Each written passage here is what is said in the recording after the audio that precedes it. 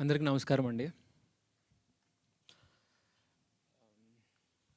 ముందుగా మీడియా పెద్దలందరికీ నమస్కారం.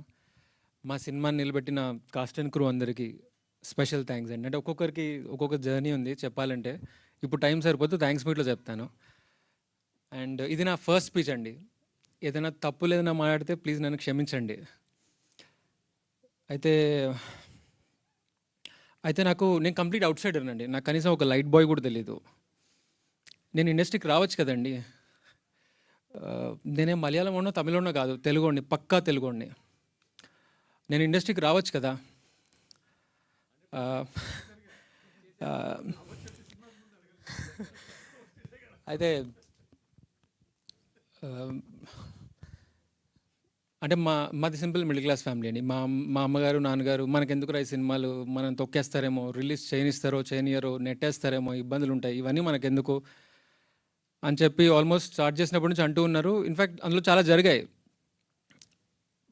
నేను అనుకున్నాను, యాక్టర్ అవ్వాలంటే యాక్టింగ్ వస్తే సరిపోతుంది కదా, డైరెక్టర్ అవ్వాలంటే డైరెక్షన్ వస్తే సరిపోతుంది కదా, ఒక మంచి కథతో ముందుకెళ్తే సరిపోతుంది కదా అనుకుంటూ స్టార్ట్ చేశాము.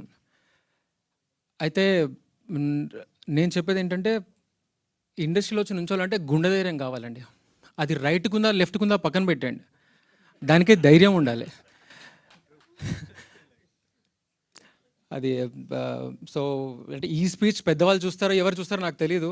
కానీ ఇండస్ట్రీకి కొత్తగా వస్తున్న వాళ్ళు ఎవరైనా చూసినా, లేదా ఇప్పుడిప్పుడే ఇండస్ట్రీకి వచ్చిన వాళ్ళు చూస్తే మాత్రం మేబీ నా వల్ల వాళ్ళకు కొంచెం ధైర్యం పెరుగుతుందని ఇలా చెప్తున్నాను.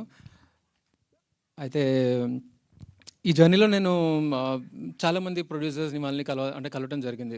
కొన్ని తెలుసుకోవడానికి, కొన్ని నేర్చుకోవడానికి ఇలాంటి విషయాల్లో.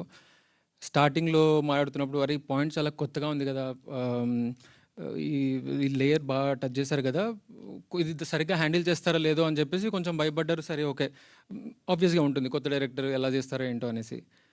తీరా అంతా కంప్లీట్ చేసుకొని మొత్తం అంతా చేసుకొని ఒకసారి కలుద్దాం అన్నప్పుడు అరే ఇదే సినిమా నానిగారు ఇంకెవరో పెద్ద హీరోతో చేస్తే బాగుంటుంది కదా, నీకు 50-100 కోట్లు అలా అయిపోతుంది కదా అంటే, అరే అంత ఈజీయా డేట్లు దొరకటం? నాలాంటి వాళ్ళు వెళ్ళి సినిమా తీయడం అంత ఈజీయా? సరే, ఈ మొన్న ఒక ప్రొడ్యూసర్ అయితే మాడుతూ భయ్యా నువ్వు మలయాళం ఓడివో తమిళోడు అయితే కొత్తోడు అయినా పర్లేదు, బస్ బాగా క్రియేట్ అవుతుంది అన్నారు.